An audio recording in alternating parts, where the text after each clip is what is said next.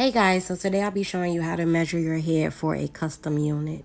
To begin, make sure that your measuring tape starts right at 0. If the measuring tape starts before 0, if it has a little extra space before the 0, make sure that you do not count that space. That will alter your numbers and also alter your measurements. So you want to make sure that you are measuring right at the 0. To begin, you are going to take the circumference. The circumference is all the way around the head.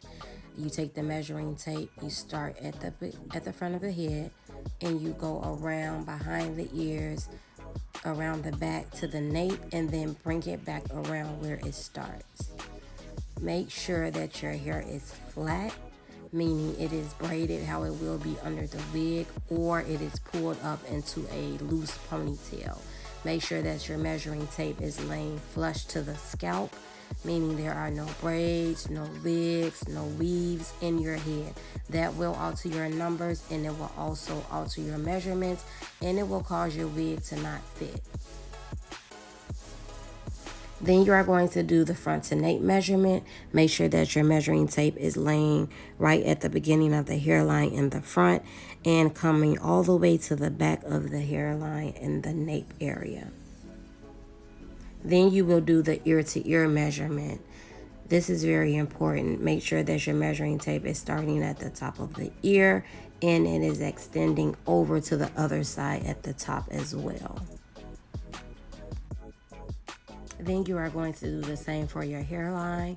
You are going to bring the measuring tape up to your sideburns and then go across the front of your hairline to the other side of the sideburns. This measurement is very important when purchasing a frontal unit because you want to make sure that the frontal unit is going to fit and it is going to cover your hairline in the front.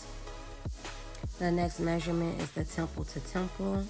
As you can see, I am placing the beginning of the measuring tape on her temple where her hairline is and then extending it around and then to the other side of the temple. This is very important. You want to make sure that you are taking these measurements accurate so that your unit fits properly. As you can see, hers is measuring at a 16.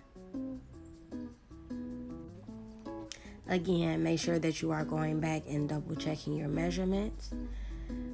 Make sure that your hair is flat. If your natural hair is loose and you are able to get the measuring tape flush on your scalp, that's perfect. If you have thick hair, I suggest having your hair braided how it will be under the wig. So then that way your measurements can account for the thickness of your hair. Make sure that you do not have any quick weaves, any big braids, anything that can make the measurements off, because then your wig will be adjusted to those measurements and then it will not fit when you don't have that style in your hair. Okay, so let me give you guys a quick scenario. So say if you are measuring your hair for a wig and you have a sew-in in with the braids, the net, and the weave, that may give you like an extra inch on your measurement. So your front to nape would be an extra inch, your circumference will be off, your ear to ear will be an extra inch, and an extra inch can push you up a size. So if you're initially a 21, then which is a small, you'll be a 22, which is a medium. A medium wig cap size on a small head will absolutely not fit. So we have to make sure that we are taking the measurements accurate.